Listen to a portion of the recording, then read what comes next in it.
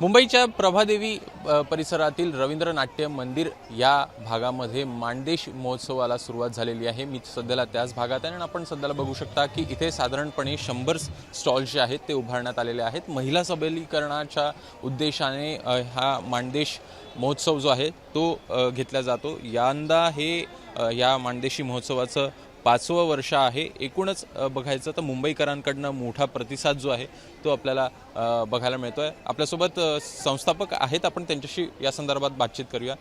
ABP माझामध्ये स्वागत ma'am. काय एकूण उद्देश होता या मागे? 5वं वर्ष आहे, कसा आतापर्यंतचा टप्पा जो आहे तो पार केला?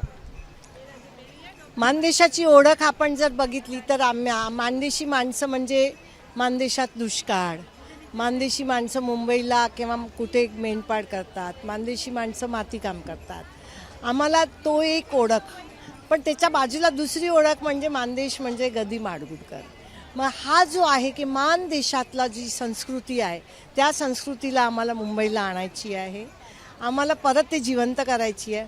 मुंबईकरांना मानदेश माहिती असावं म्हणून तुम्ही बघितलं असेल की जात्यावरची गाणी आता त्या महिला म्हणत होत्या, त्या जात्यावर दाढीही करत होत्या आणि हे मानदेश जो आहे तो मुंबईकरांना बघायला मिळावं। त्याचबरोबर हे जे शेतकरी येत आहेत मानदेशातून ते तर ज्वारी बाजरी पिकवत आहेत।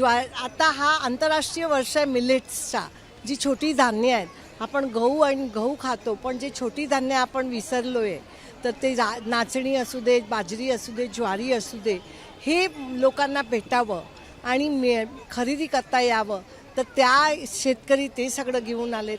त्याचबरोबर जातेवर नुसतं जातेवरची गाणी नको, पण जाते पण असायला पाहिजे, तर ती जाते बनवणारी पण आहेत।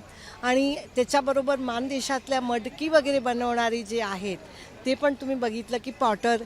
तर मुंबईची जी पिढी आहे किंवा मुंबईची जी पुढची पिढी आहे त्यांना आपला देश, आपल्या देशातले कारीगर, आपल्या देशातले शेतकरी, आणि आपण हे म्हणतो की आम्ही 75 वर्ष सेलिब्रेट करतोय, अमृत महोत्सव सेलिब्रेट करतोय।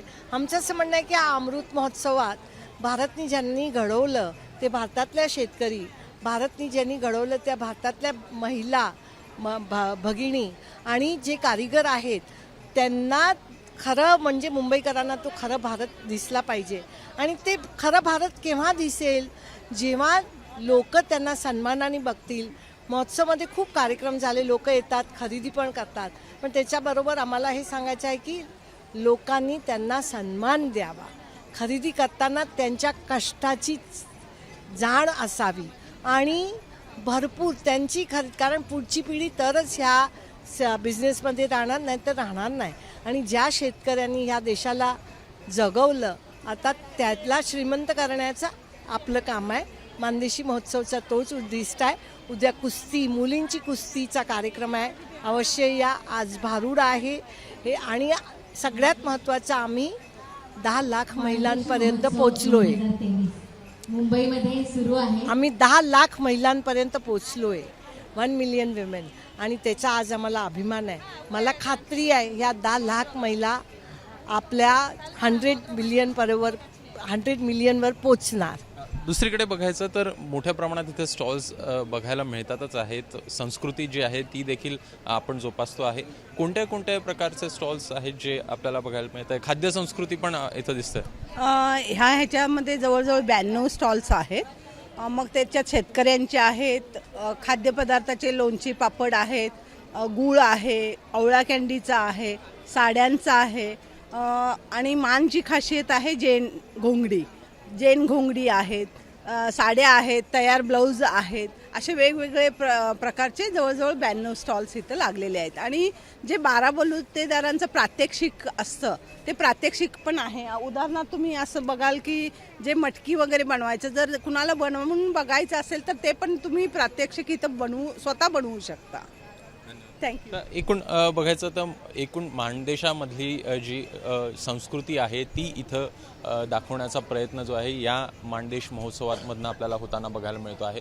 प्रामुख्यानं 4 ते 8 तारखेपर्यंत हा संपूर्ण महोत्सव जो आहे तो आपल्याला बघायला मिळेल. अजून 2 ते 3 दिवस हा महोत्सव जो आहे तो याच रवींद्र नाट्य मंदिरामध्ये सुरू असणार आहे. त्यामुळे एकूण जे आयोजक आहेत त्यांच्याकडनं देखील आवाहन करण्यात येत आहे या संपूर्ण भागाला अवश्य भेट द्या. कॅमेरामॅन प्रशांत मानेचा अभिषेक मुठाळ, ABP माझा, मुंबई. ABP माझा, उघडा डोळे बघा नीट.